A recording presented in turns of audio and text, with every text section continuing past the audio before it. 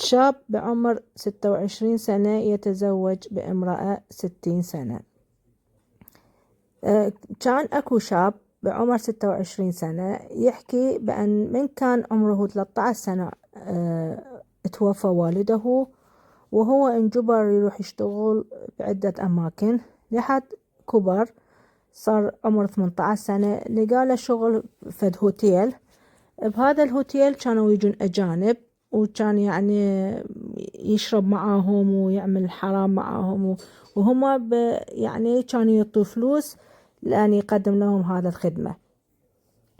وفي اليوم من الأيام جت عجوزة من بلد أجنبي، وهاي العجوزة ثرية انعجبت بالشاب وقالت له تعال زوج، يعني نتزوج وأني أخذك لبلدي، وأني يعني ست ثرية كثير، وأريد أعيش وياك باقي حياتي بالأمان وأتمتع بحياتي.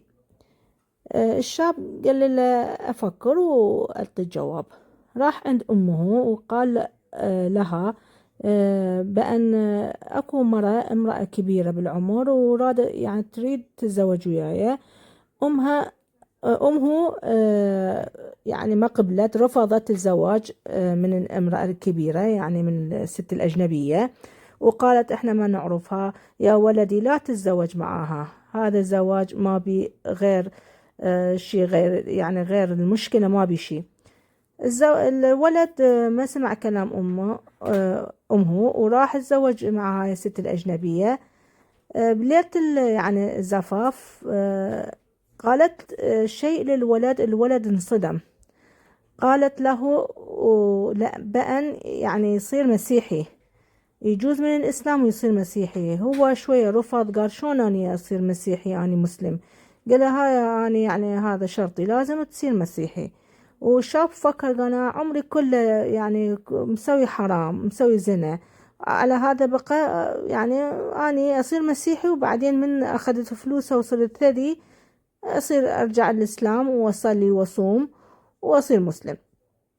المهم هم تزوجوا، وبعد فترة العجوزة قالت أنا لازم أرجع لبلدي. الشاب هم راح بيته وودع أهله، وراح يعني بيت يعني ودع أمه وأخته، وسافر مع هاي الامرأة الأجنبية العجوزة. من راح لذاك البلد شاف يعني المرية عايشة بشقة، وهذا الشقة يعني يعملون بيها حرام. اكو فتيات هناك، فتيات الليل، ويعملون هناك بذاك الشقة.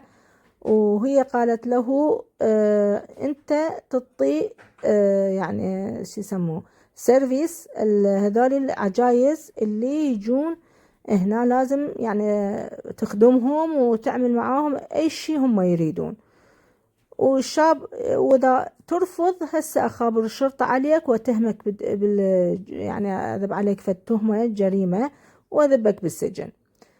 والشاب انجبر، خاف منها، قال مو مشكلة، أنا هذا يعني فترة وأنا أورثها وأرجع البلد، ياخذ فلوسه وأروح. بعد مدة فات من يعني علاقتهم 9 أشهر، وهذا ينام يعني ويا عدة عجايز ويحكي يقول أنا يعني كنت يلعب نفسي من هذا الشغلة، بأن يعني أنام وياهم أعمل زنا معاهم، ويعني شغلة كانت هواية وسخة. المهم قال فات 9 أشهر وحسيت نفسي مريض ويطلع أشياء بجسمي يعني مال مرض مزمن. قال أني انجبرت أروح الدكتور، أخذوا تحاليل من عندي، قالوا لي مع الأسف أنت عندك إيدز، ويعني بالمرحلة خطيرة من الإيدز أنت واصل. الشاب وهو ينقهر رجع للبيت. العجوزة من عرفت هو مريض بهذا المرض طردته من بيتها، وقالت بعد ما يدك روح ارجع لبلدك. هو هم رجع لبلده بالمرض خبيث، قاتل المرض، وتندم على هذا الشيء سواه. ويلا اللهم يشفي كل مريض ويهدي كل الشباب والشابات إلى صراط المستقيم، وقصتنا خلصت.